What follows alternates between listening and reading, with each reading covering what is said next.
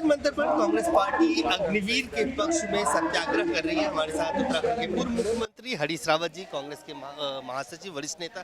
Sir, क्या कहेंगे जिस तरह से ये सत्याग्रह करने की नौबत आई? सरकार तो कह रही है कि रोल बैक नहीं करेगी, अब क्या वो रोल बैक करेंगे या नहीं करेंगे, ये तो इस देश की जनता तय करेगी कि उनको किस तरीके से इसके लिए दंडित करना है। जिन लोगों का लोकतंत्र में सम्मान नहीं होता है, वो लोग इसी तरीके से व्यवहार करते हैं जिस तरीके से ये सरकार व्यवहार कर रही है। अरे, एक नौजवान जो बरसों से तैयारी कर रहा है, सपना देख रहा है सैनिक बनने का, उसको आप जो है अग्निवीर बना दे रहे हो। उसको भूतपूर्व सैनिक कहलाने का हक भी नहीं दे रहे हो जो भर्ती हो जाएंगे। ये क्या है? ये तो देश की सैन्य परंपराओं के साथ अपमान है। मैं जानता हूँ हमारे क्षेत्र में कई परिवार ऐसे हैं जो चौथी पीढ़ी में सेना में भर्ती होना चाहते हैं। चौथी पीढ़ी है और लगातार मेहनत कर रहे हैं। जब दिन आया तो आपने उस दिन कह दिया कि नहीं, आप जो है सेना में भर्ती नहीं होंगे, अब अग्निवीर बनाएंगे तुमको जो है, और 4 साल बाद तुम्हारी मुट्ठी में कुछ पैसा दे करके तुमको घर वापस भेज देंगे।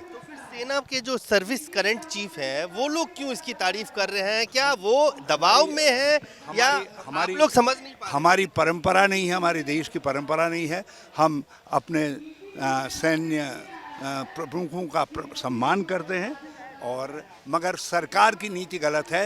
सरकार की नीति की हम भर्त्सना करते हैं। ईडी से आज भी राहुल गांधी की पूछताछ, छोटा सा सवाल, 3 दौर की बातचीत पूछताछ हो चुकी है, आज फिर पूछताछ होगी। क्या कहेंगे? क्या सरकार चाहती है कि राहुल गांधी अपनी वॉइस को रेज ना करें? बिल्कुल, इसीलिए कि राहुल गांधी जी निरंतर इस सरकार के गलत कामों पर सवाल कर रहे हैं, प्रश्न उठा रहे हैं, इसलिए जो है उनकी आवाज़ को और उसके जरिए लोकतंत्र की आवाज़ को बंद कर देना चाहते।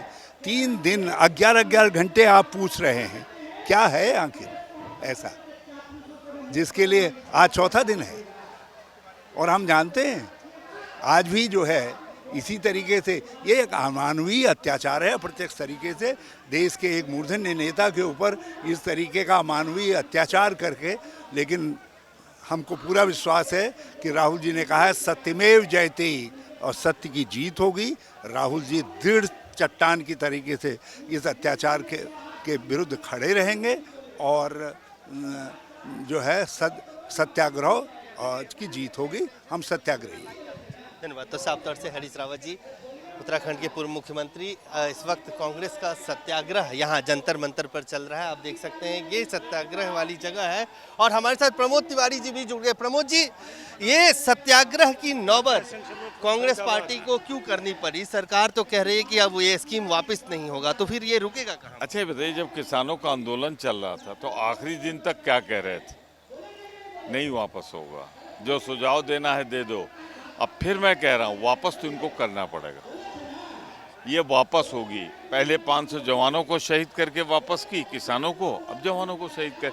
ये गलत है। ये इजराइल के पैटर्न पे जो हो रहा है, अनुचित हो रहा है। तो साफ तौर से प्रमोद तिवारी जी, कांग्रेस के वरिष्ठ नेता, राज्यसभा सांसद भी, इनका भी कहना है कि ये पूरी तरह से इजराइल का नकल किया जा रहा है, और यही वजह है कि कांग्रेस पार्टी के तमाम बड़े नेता इस वक्त सत्याग्रह करने जंतर मंतर पर पहुंच चुके हैं। कैमरामैन आकाश के साथ अजय झा, दैनिक सवेरा, दिल्ली। ਬਾਬਾ ਯਾਮੀਨ ਬੰਗਾਲੀ 골ਡ ਮੈਡਲਿਸਟ ਤੁਹਾਡੇ ਸ਼ਹਿਰ 'ਚ ਪਹਿਲੀ ਵਾਰ ਅਦਭੁਤ ਸ਼ਕਤੀ ਚਮਤਕਾਰ ਵੇਖੋ।